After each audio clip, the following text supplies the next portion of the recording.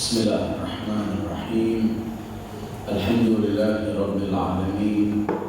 Wassalatu wassalamu ala al-habib Mustafa Abil Qasim Muhammad. Allahumma shalli ala Muhammad wa ali Muhammad. Allahumma shalli ala Muhammad wa ali Muhammad. Allahumma shalli ala Muhammad wa ali Muhammad. Wa alihi at-tayyibin at-tahirin wa ashabihi al-muntajibin wa man tabi'ahum bi ihsan ila yaumiddin.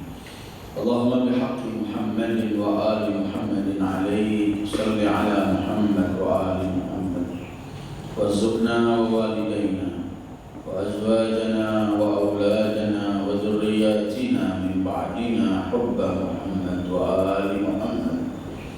Allahumma ahyina ala dhalik wa amitna ala dhalik واحشرنا في زمرة من أحب محمدا وآل محمد مع محمد وآله يا كريم. أعوذ بالله من الشيطان الرجيم. كان الناس أمة واحدة فبعث الله النبيين مبشرين ومنذرين وأنزل معهم الكتاب بالحق ليحكم بين الناس فيما اختلفوا فيه وما اختلف فيه إلا الذين أوتوه من بعد ما جاءتهم البينات بغيا بينهم فهدى الله الذين آمنوا لما اختلفوا فيه من الحق بإذنه والله يهدي من يشاء إلى صراط مستقيم. صدق الله العلي العظيم. أيها الإخوة السلام عليكم ورحمة الله وبركاته.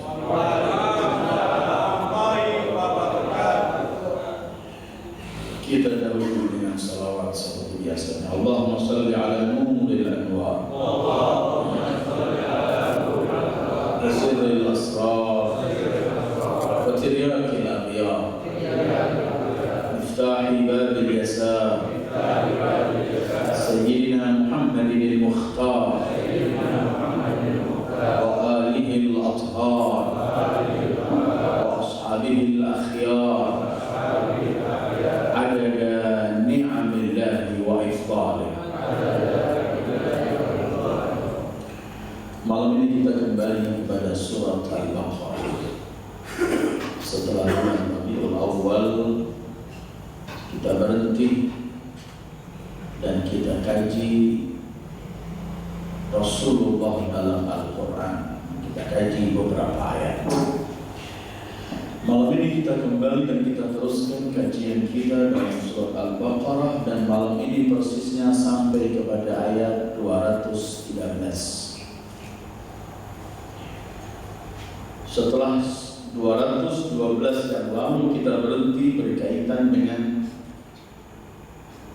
bagaimana banyaknya orang tertipu dengan fatamorgana dunia. Bagaimana kemudian orang-orang yang menyembah dunia itu menghina, mengejek kaum mukminin yang sedang konsentrasi menuju kepada Allah. Kemudian Allah sebutkan di akhir ayat itu, kelak di hari kiamat orang-orang mukminin akan mengejek mereka, orang-orang yang suka mengejek di dunia ini. Karena Allah menyebutkan wa yaskharuna minal ladzina amanu wal ladzina taqaw fawqahum yawmal qiyamah. Sementara nanti di hari kiamat orang-orang yang bertakwa mereka punya kedudukan di atas segalanya. Wallahu yarzuqu man yasha'u bighairi hisab. Begitu Allah akhiri 212. Allah akan memberikan rezeki pada siapapun yang dikehendaki oleh Allah. Ayat 213 ini akan menjelaskan kepada kita mengenai beberapa hal, mengenai proses kehidupan manusia dari awal dan sampai ketika diutus para nabi. mengenai ketentuan Allah bahwa Islam tidak pernah lepas dengan masyarakat dan masyarakat selalu memerlukan Islam. Dua-dua yang tidak pernah mampu untuk dipisahkan.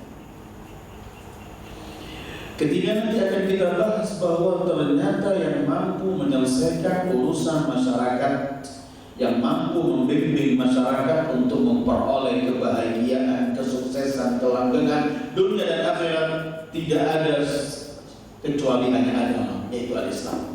Semua teori akan gagal mengantarkan manusia kepada kesuksesannya kecuali hanya Islam. Keempat, akan kita kaji bahwa ternyata yang menjadikan cikal bakal perselisihan umat itu adalah cuma urusan duniawi, urusan dengki, urusan minta tampil lebih dari yang lain, urusan ingin memperoleh kenikmatan dunia sementara. Kelima, akan kita bahas bahwa kemudian dalam perselisihan umat semacam ini, orang-orang yang beriman diselamatkan oleh Allah ketika mereka menjadikan parameter segala sesuatu itu kebenaran, sehingga mereka akan iya bersama kebenaran. Sesuai atau tidak dengan kehendaknya, dia akan lepas tetap mengikuti kebenaran. Ini termasuk beberapa poin yang akan kita kaji dalam satu ayat ini. Karena itu mungkin kita hanya berhenti pada satu ayat malam ini, dan ayat ini banyak mencakup bermacam-macam hal. Pertama, Allah sebutkan begini, kana nasu ummatan wahidah. Dulunya manusia ini sebagai umat yang satu.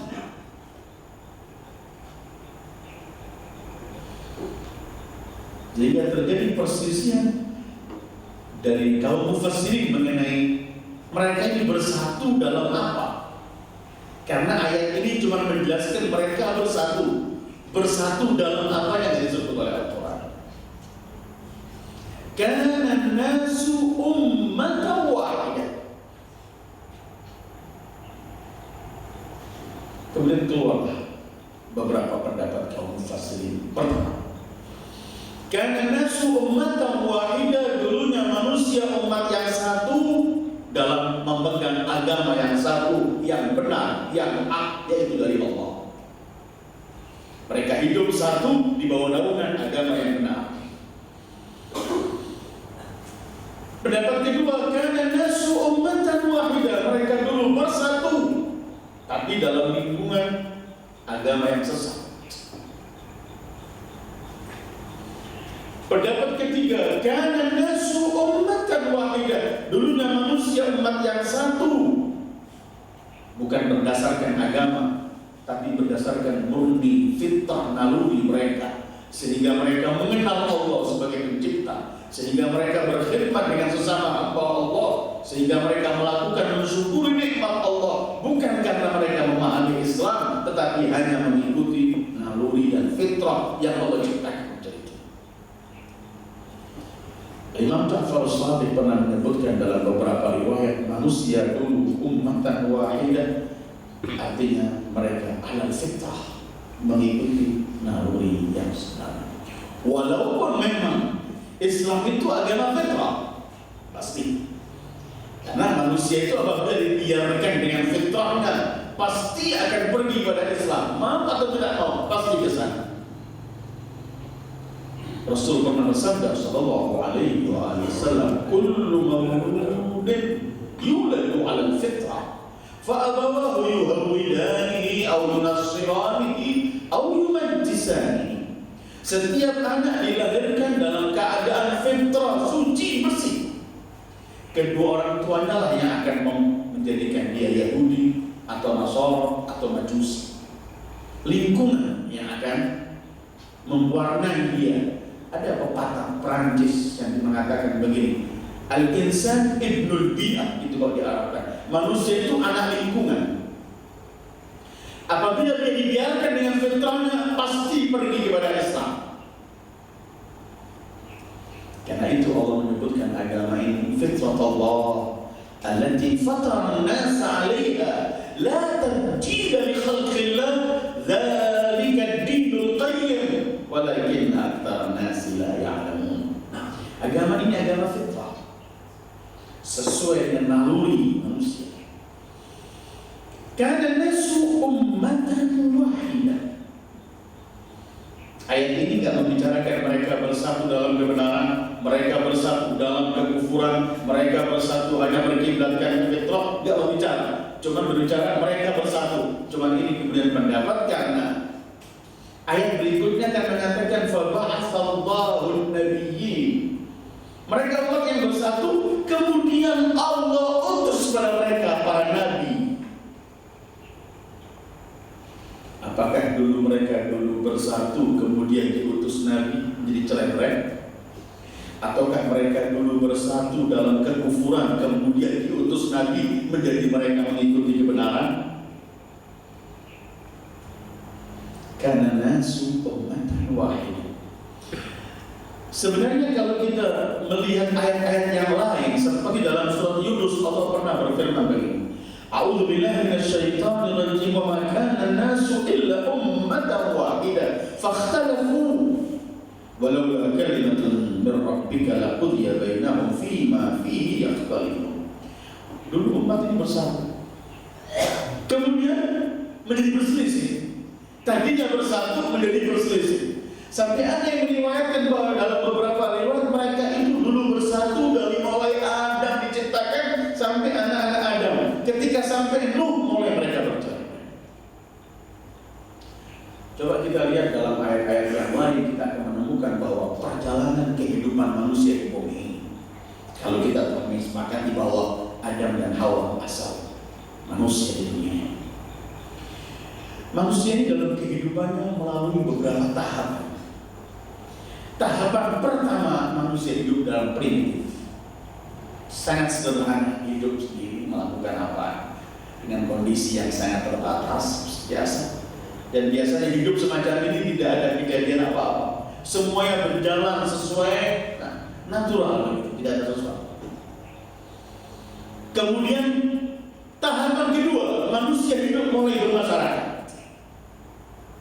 Karena memang naluri manusia itu adalah watak manusia, satu jenis makhluk yang bermasyarakat, berkelompok. Tahapan pertama hidup secara individu, naluri biasa, masing-masing dengan keadaan. Kemudian karena mereka tambah banyak, menjadi akhirnya mereka bermasyarakat. Tahapan kedua, mulai hidup berhubungan satu dengan yang lain. Biasanya kalau sudah berhubungan satu dengan yang lain, pasti akan terjadi geseran, terjadi sesuatu.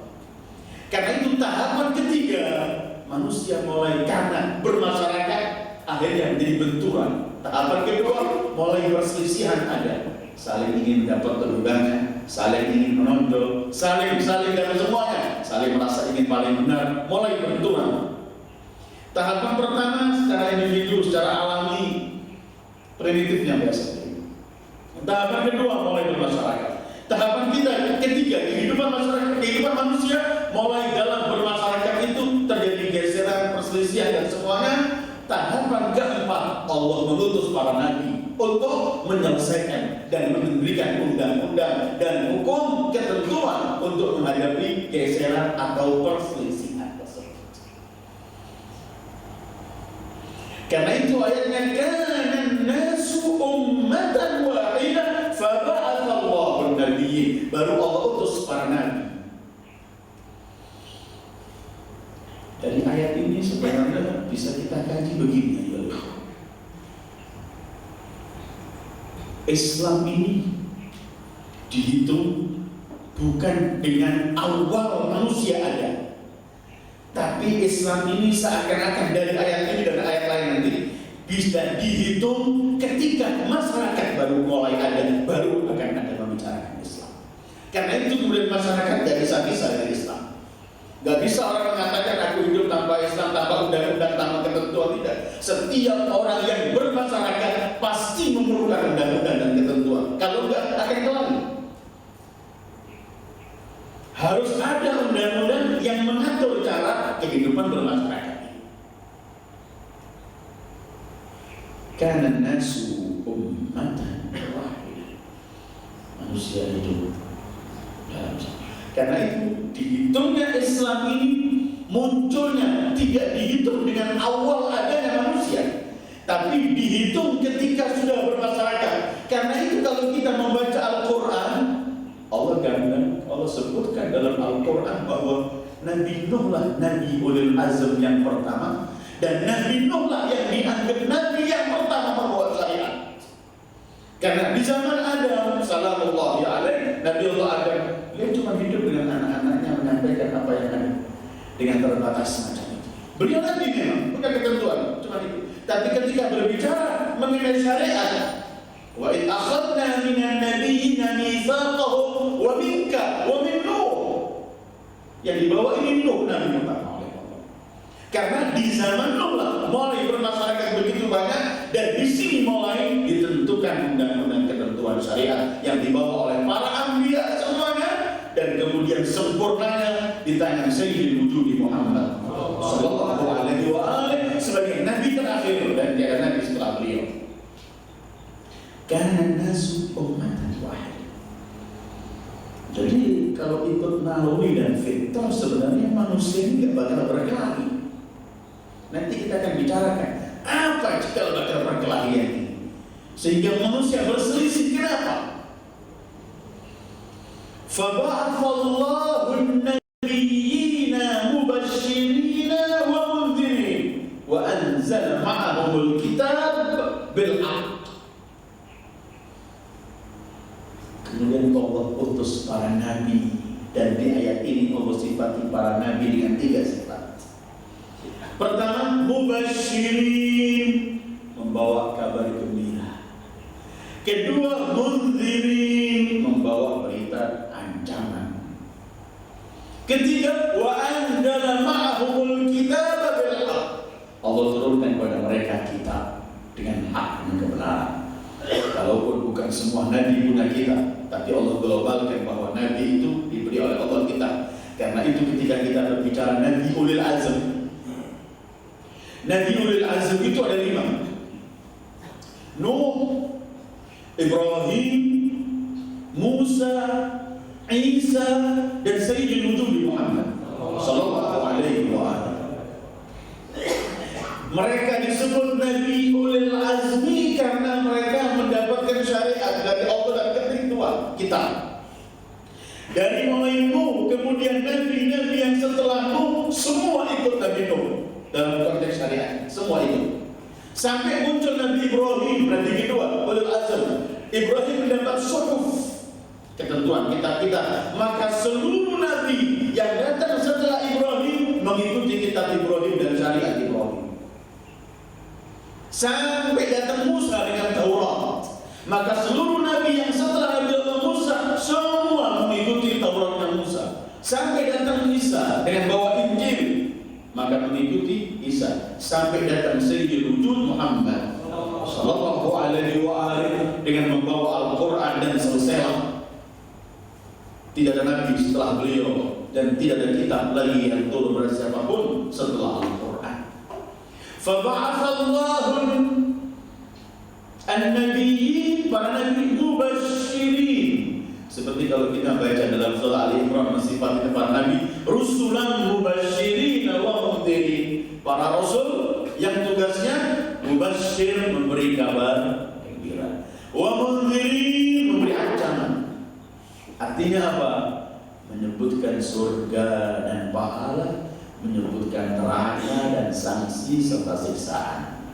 Dan ternyata kita dalam bermasyarakat memiliki undang-undang atau hukum itu. Berjalannya hukum ini kalau ada 2 ini yang akan berbuat baik melaksanakan hukum, surga dan pahala menantinya. Yang mensia-siakan hukum dan menentang hukum dan ketentuan, maka ancamannya akan ada neraka dan siksaannya.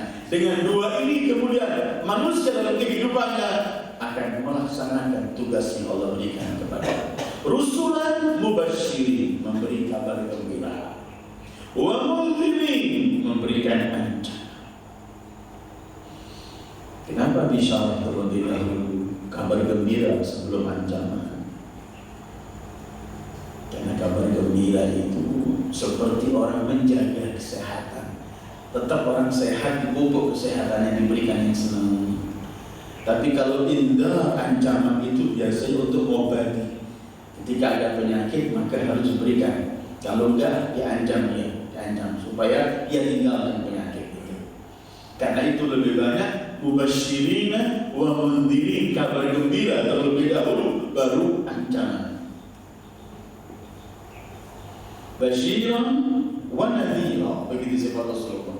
Basyir kabar gembira, baru nadhir berancaman. Walaupun ada ayat tertentu Allah dahulukan ancaman tanpa disebut lagi kabar gembira.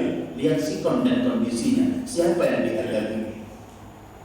Ya ayyuhal mudaththir qum fa'anzir, enggak pakai isyarat sama sekali. Bangkit dan beri ancaman bagi mereka. Karena yang diajak bicara harus mendengarkan ancaman karena kondisi mereka semacam itu.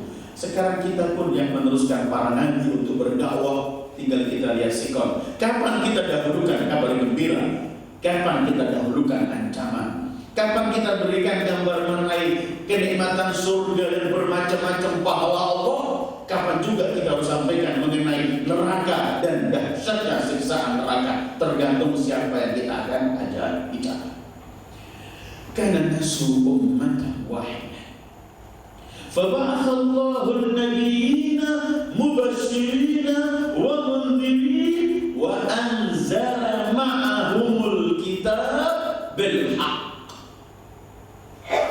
Selain mereka membawa kabar gembira dan membawa ancaman, mereka pun diturunkan kepada mereka Al-Kitab bil haqq, dengan sebenarnya, dengan yang benar.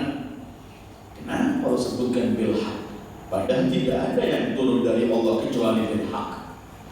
Allah ingin tegaskan bahwa tugas untuk menyampaikan kepada para umat, untuk menyelesaikan perselisihan yang ada pada mereka, untuk membimbing mereka kepada jalan yang benar, tidak pernah akan tercapai kecuali dengan konsep yang benar.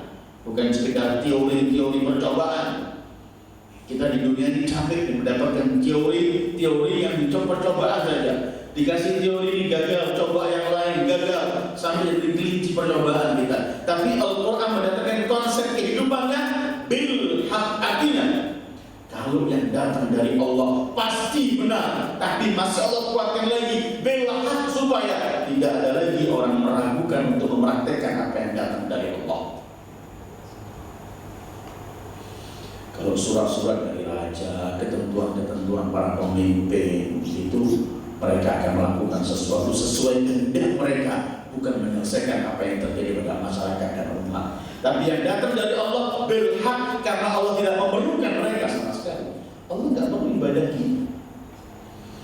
Dalam arti kalau kita beribadah tidak menjadikan kerajaan Allah tambah besar, kalau kita maksiat tidak menjadikan kerajaan Allah habis. Kita beribadah untuk kita maksiat yang kembalinya kepada kita. La tanfa'uhu ta'atu man ata'a wa la taruruhu ma'siyatu man 'asa. Allah tak mendapatkan keuntungan dari taatnya orang yang taat, seperti tidak memperoleh kerugian atau bahaya bahkan dari maksiatnya orang yang bermaksiat. Yang taat untuk dirinya, yang maksiat dia sendiri yang bersalah. Sifat Nabi, para Nabi ada 3 dalam ayat ini. Mubasyirin, membawa kabar gembira. Kedua, mundirin, membawa berita ancaman. Ketiga, Allah berikan kepada mereka konsep atau Alkitab yang membawa kebenaran. Nampaknya mengobati kehidupan di masyarakat juga perlu 3 hal ini. Perlu kabar gembira, bukan cuma ancaman. Karena itu salah satu wasiat, salah satu perjanjian yang dibuat oleh Imam Ali kepada gubernurnya di Mesir yang bernama Ashtar. Begitu panjang perjanjian, antara lain, jangan pernah kamu melihat rakyatmu yang melakukan kebaikan dengan yang melakukan kejelekan sama di hadapan. Tetapi setiap yang melakukan kebaikan, balaslah kebaikannya dengan kebaikan. Dan setiap yang melakukan kejelekan, berilah sanksi siapapun dia, supaya masyarakat terbawa dia untuk rajin melakukan kebaikan, karena ada imbalan dan takut melakukan melakukan kejelekan karena ada sanksi. Ketika masyarakat, dimanapun masyarakat itu, mulai tidak ada undang-undang ini, mulai masyarakat menjadi masyarakat brutal. Coba bayangkan satu negara yang nggak berjalan hukum Allah, nggak berjalan hukum negara itu sendiri terhadap masyarakatnya, selesai, brutal. Yang berbuat baik merasa nggak pernah dapat imbalan, yang melakukan kejelekan tidak mendapatkan sanksi yang tidak membuat mereka takut, selesai. Kenapa saya berbuat baik? Kenapa saya takut melakukan kejelekan? Karena apa? Tidak ada mubasyirin wa mundhirin. Harus ada bisyarah dan inzar, dan sekaligus harus ada konsep yang bisa menyelesaikan, yaitu tata tertib undang-undang yang seperti dibawa oleh para nabi, yaitu kitab yang Allah turunkan kepada mereka. Dari ayat ini sebelum saya teruskan, ayat 1-nya kata menunjukkan bahwa masyarakat tidak pernah akan mendapat obat untuk menyelesaikan perselisihan mereka dan problem mereka dan masalah mereka, dan tidak pernah akan mampu akan yang membimbing mereka untuk memperoleh kebaikan kesejahteraan kecuali dengan apa yang telah ditentukan oleh Allah. Begitu melanggar ketentuan Allah, begitu mereka mendapatkan kesengsaraan apapun. Kadang-kadang di luar kita ini, di dunia ini, ada negara yang bukan Islam, mayoritasnya juga bukan Muslimin, tapi hukum yang ada itu, walaupun mereka nggak teriakkan itu hukum Islam, tapi sebenarnya itu yang dipakai adalah konsep Islam, maka negara itu mendapatkan kebahagiaan. Negara yang mayoritasnya Muslim, negara yang mungkin kadang-kadang meneriakkan Islam sebagai simbol dan sepoyanya, tetapi ketika nggak ada mempraktekkan hukum Islam, tetap masyarakatnya boleh.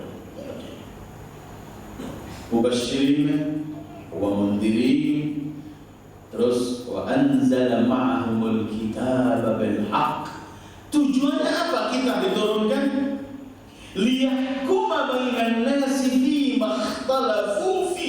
Hukum Allah turunkan kitab, Allah utus para nabi agar kitab dan nabi ini mampu menyelesaikan apa yang terjadi perselisihan di antara masyarakat. Liyahkuma bainan nas, untuk menghukumi, menentukan bainan nas, antara manusia, fi makhtalafu fi, mengenai yang sedang mereka perselisih. Perselisihan ini kalau kita mau kembali kepada Rasul dan kitab Allah akan selesai. Ketika kita kembali kepada Rasul tanpa menawar, ketika kita kembali kepada konsep atau kitab yang dibawa Rasul tanpa kita menawar, pasti akan selesai semua perselisihan. Problem umat ini ketika terjadi perselisihan, masing-masing menganggap dirinya benar, dan Al-Quran atau Ar-Rasul diseret untuk membenarkan dirinya, bukan ia kodokkan apa yang ia miliki kepada Quran dan Rasul, kemudian mengikuti ketentuan Allah dan Rasul. Tidak. Quran hari-hari ini kan sering dijadikan makmum, bukan imam. Saya kalau telah mempunyai pendapat semacam ini, maka saya paksa Al-Quran untuk membenarkan diri saya. Saya paksa Rasul untuk ada sabdanya membenarkan ketentuan saya. Padahal semestinya Quran itu iman. Apa yang ada pada saya sodorkan. Kalau sesuai, kita jalankan. Kalau enggak, maka parameternya adalah Quran dan Rasul. Karena itu Allah turunkan para nabi, mubasyirin wa mundhirin, dan diberikan kita. Tujuannya apa? Liyahkuma bainan nas fi makhtalafu fi, untuk memberikan hukum, ketentuan. Karena itu kita dilarang mendahului Allah dan Rasul dalam menentukan sesuatu. Baca surat Hujurat. La tuqaddimu baina yaday Allah wa Rasulih wattaqullah. Jangan sekali-kali kalian mendahului Allah dan Rasulnya dalam mendapatkan ketentuan.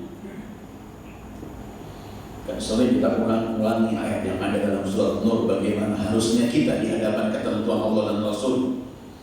Innama kana qaulal mu'minin idza du'u ila Allah wa rasulih liyahkuma bainahum an yaqulu sami'na wa ata'na wa ulaika humul muflihun.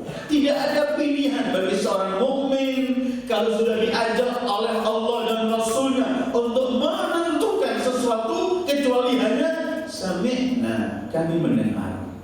wa ata'na, kami mentaati, wa ulaika humul muflihun. Allah berfirman, hanya mereka orang-orang yang sukses. Kalau sudah Quran yang Allah turunkan liyahkuma bainan nas bima ikhtalafu, tidak kita hiraukan, selesai. Padahal kita diperintahkan kembali ke sana. Fa in tanaza'tum fi syai'in farudduhu ila Allah wa rasul. Kembalikan kepada Allah. Rusulan mubasysyirin wa mundzirin. Fa ba'atha Allah, ayat ini, fa ba'atha Allahu an-nabiyyin mubasysyirin wa mundzirin wa anzala ma'ahumul kitaba bil haqq liyahkuma bainan nasi fi ma ikhtalafu fi. Nabi diutus, kitab diturunkan untuk menyelesaikan perselisihan yang terjadi pada umat. Tetapi dengarkan berikutnya ayat ini. Wa makhtalafa fihi illa alladziina utuhu min ba'di ma ja'atuhumul bayyinat. Tidak ada yang berselisih mengenai kitab ini kecuali hanya mereka yang memahami, yang membaca, yang diberi kitab itu. Wa makhtalafa fihi, gak berselisih dalam ketentuan yang ada dalam kitab Al-Quran dan ketentuan Rasul itu illa alladziina utu, kecuali yang berselisih itu malah mereka orang-orang yang diberi kitab ini. Diberi kitab supaya selesai, malah mereka ketika menerima kitab mereka malah lebih berselisih dalam kitab ini. Padahal min ba'di ma ja'atuhumul bayyinat, setelah mereka mendengarkan dan datang pada mereka semua bukti-bukti yang nyata, argumen-argumen yang kokoh, dalil-dalil yang kuat, mukjizat-mukjizat Nabi yang ada, Taurat yang begitu gamblang, Injil begitu gamblang, Quran yang ada. Tapi Allah sebutkan di sini yang berselisih itu ulamanya. Yang berselisih itu orang yang mendapatkan kitab itu. Bukankah kita baca berapa kali Allah dalam Al-Baqarah, bagaimana bangsa Yahudi menyembunyikan sifat-sifat Rasul dalam Taurat. Taurat diberi pada mereka dan diberikan sifat-sifat Nabi terakhir ini agar mereka bisa menyelesaikan perselisihan yang ada, supaya sepakat mengenai kedatangan Nabi terakhir. Justru malah ulama mereka yang menyembunyikan sifat-sifat Rasul dalam Taurat. Apakah itu cuma untuk umat mereka? Untuk umat Quran yang membuat perselisihan kadang-kadang ulama. Tapi kenapa? Sebentar lagi akan kita bahas ayat itu, sambungan ayat. Jadi Allah menyebutkan kami itu utus nabi, para nabi sebagai pembawa kabar gembira, juga pembawa kabar ancaman, dan kami turunkan pada mereka kitab untuk mereka bisa menyelesaikan perselisihan yang terjadi pada mereka, tetapi tidak berselisih kecuali mereka yang menerima kitab itu.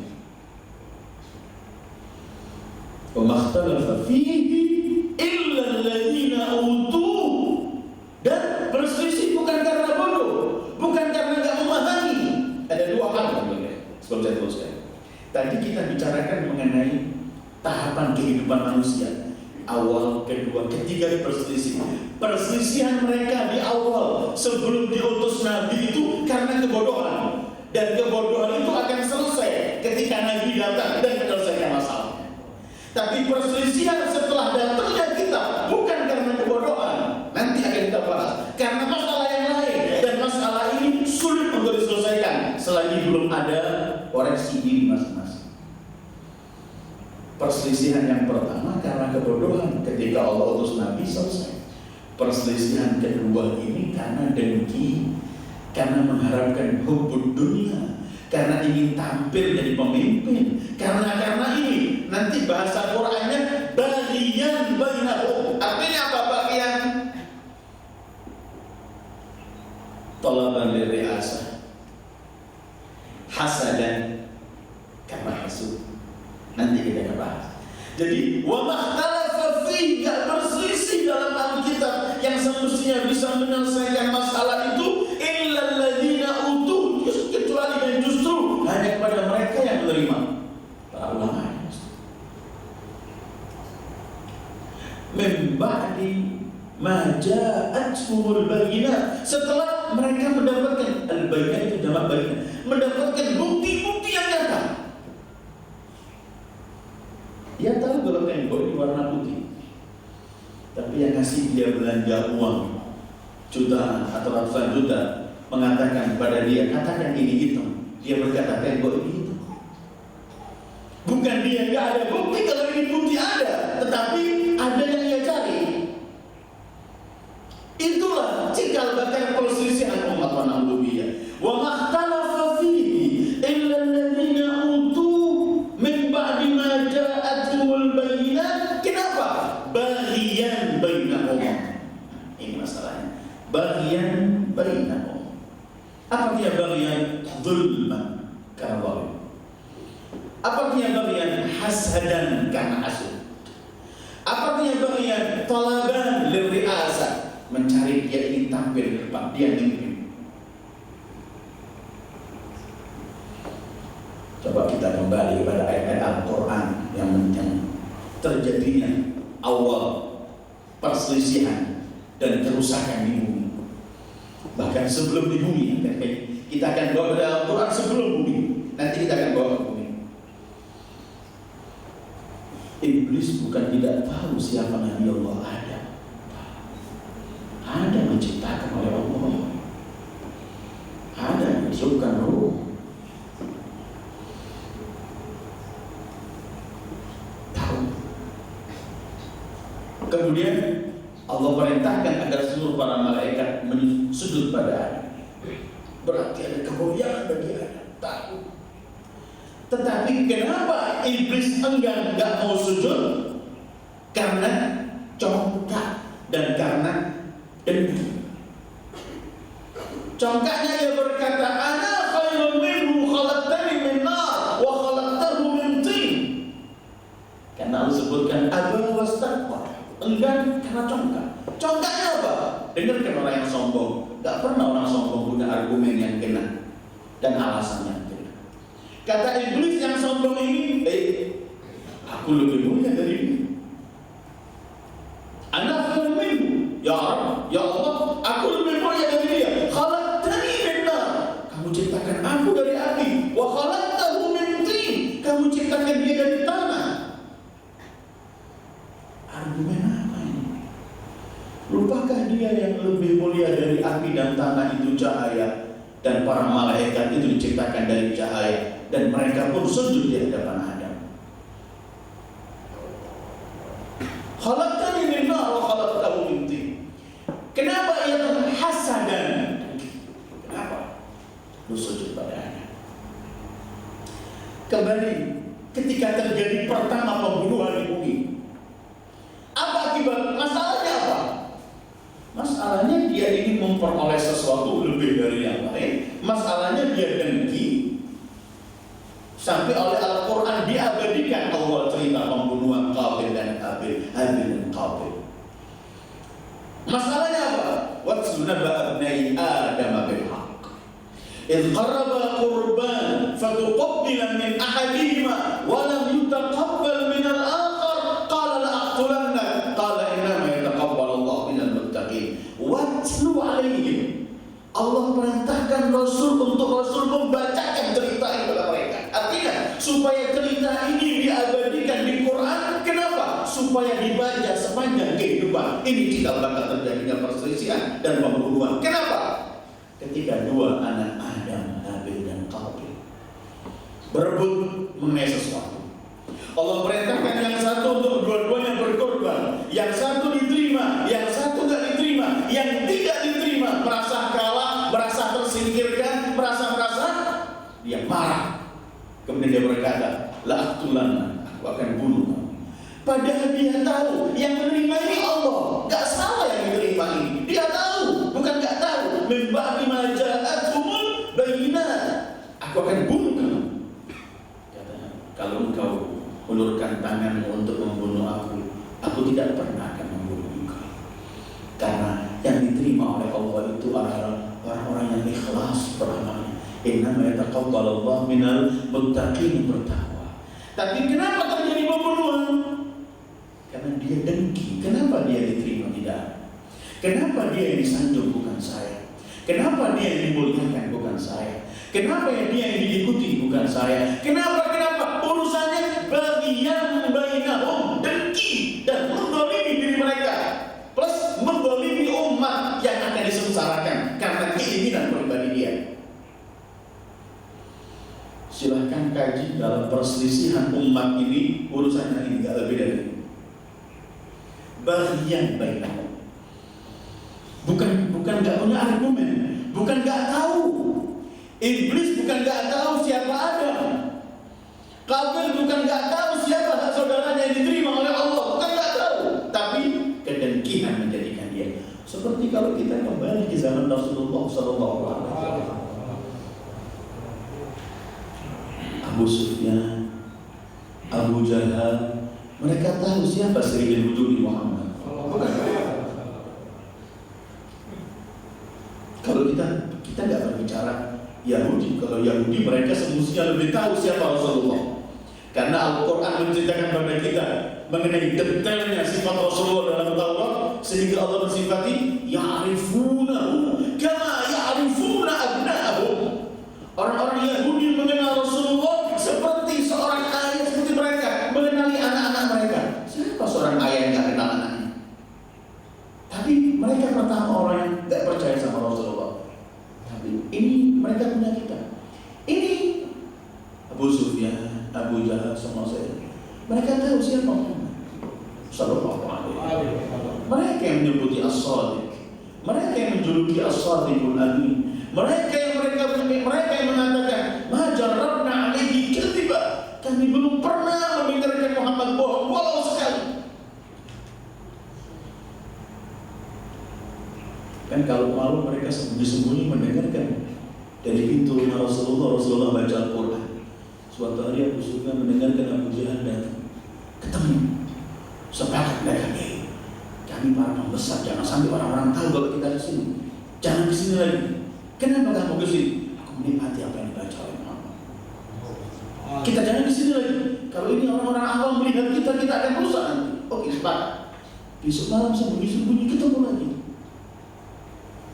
Al-Quran menyebutkan mereka ini menolak Rasulullah.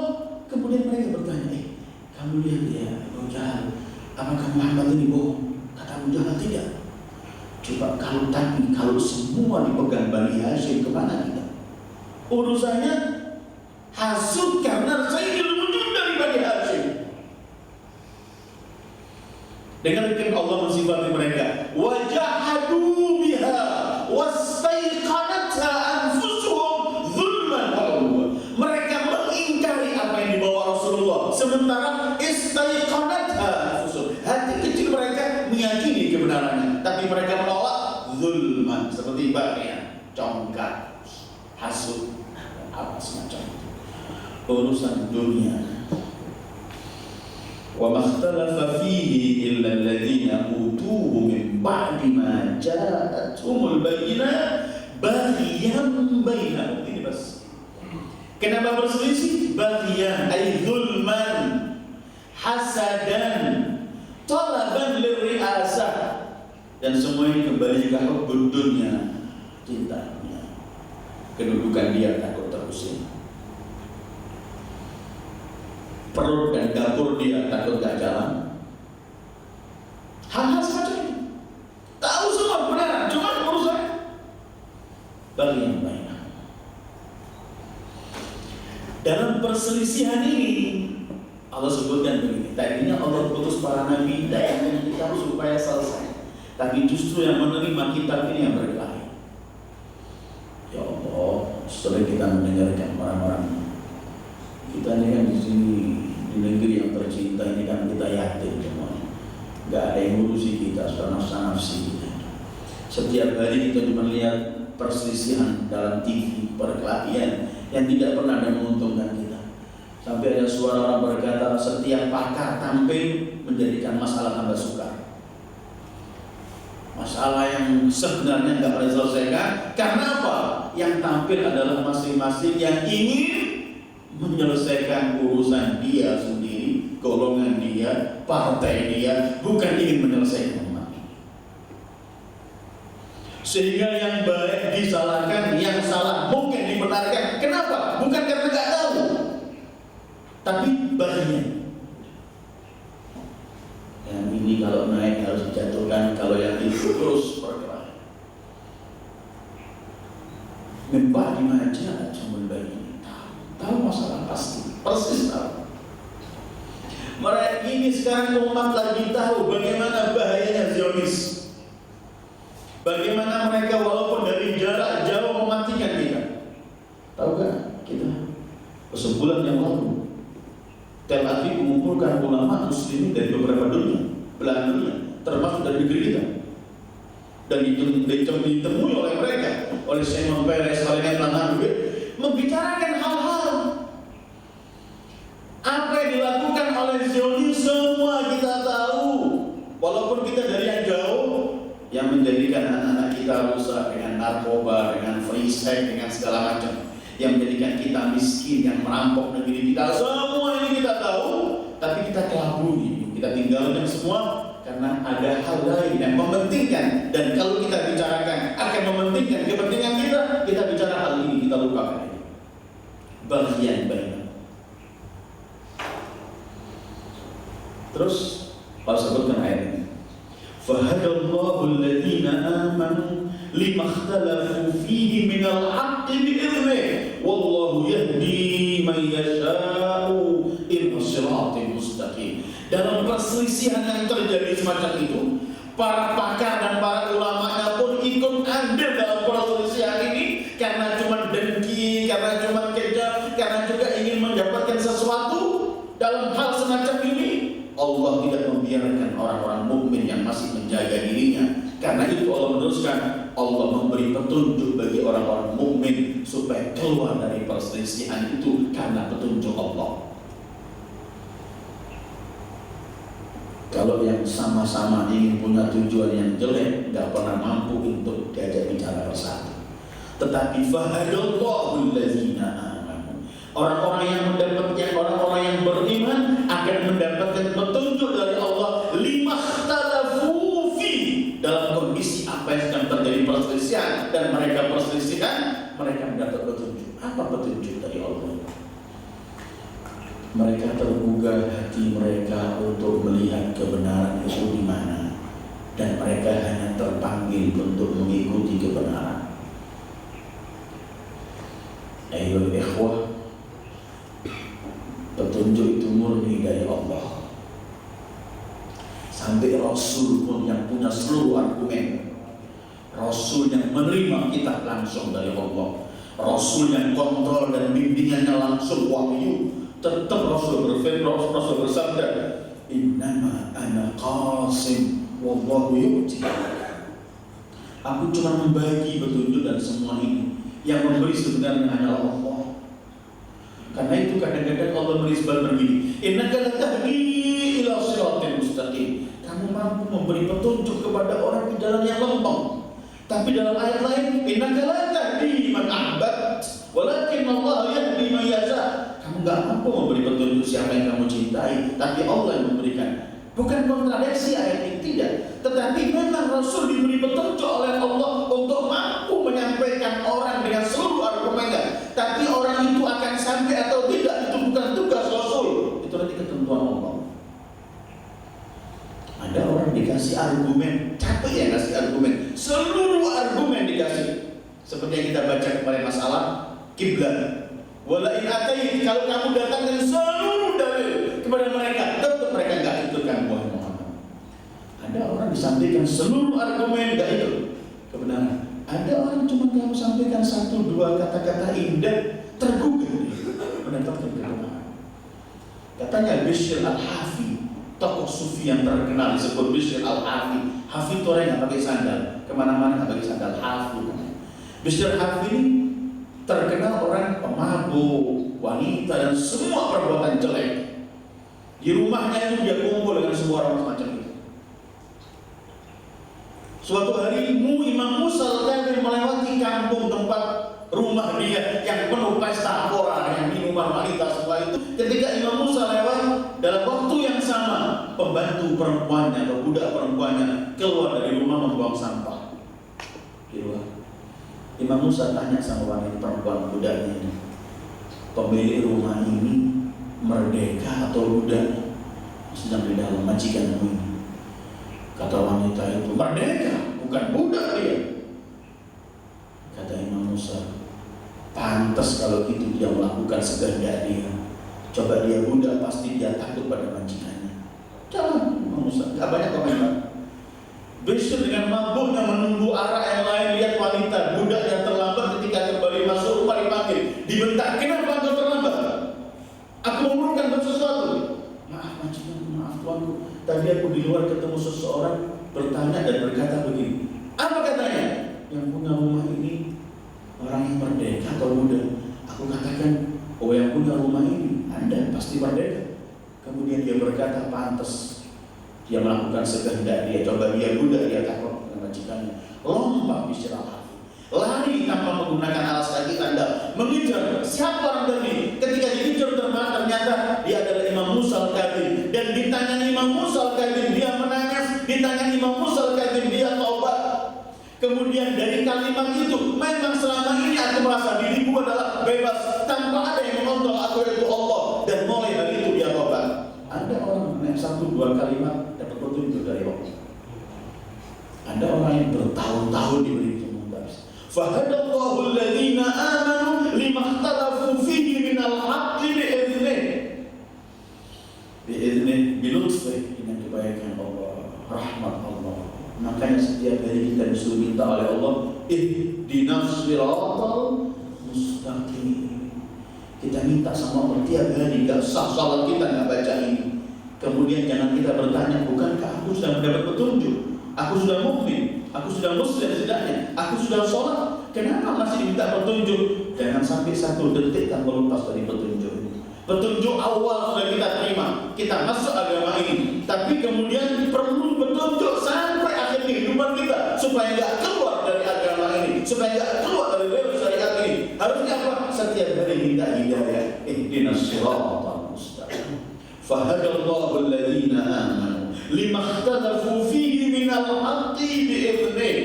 Orang-orang yang beriman, tulus, ikhlas kepada Allah, dalam perselisihan apapun Allah akan beri petunjuk dan akan diberi jalan keluar. Dia akan memperoleh kebaikan dan kebenaran dalam kondisi apapun.